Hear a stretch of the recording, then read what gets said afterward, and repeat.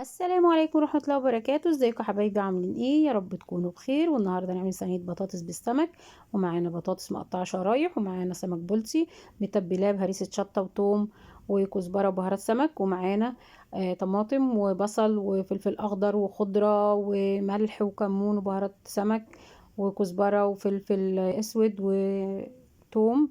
ونصلي على الحبيب قلبك يطيب، اللهم صل وسلم وبارك عليك يا سيدي يا رسول الله.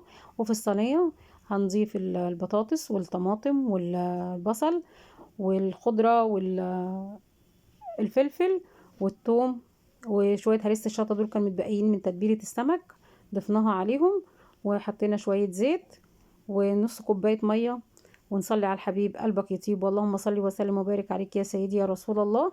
وهنا ضفنا الحاجات مكونات في الصينية ورصيناها كويس، وهنضيف عليها السمك، وهنرش عليه كمان شوية زيت، معلقتين زيت بسيطين عشان لما يجي يتحط يتحمر. ونغطيها بفويل او بأي غطا، ونصلي على الحبيب قلبك يطيب، اللهم صل وسلم وبارك عليك يا سيدي يا رسول الله.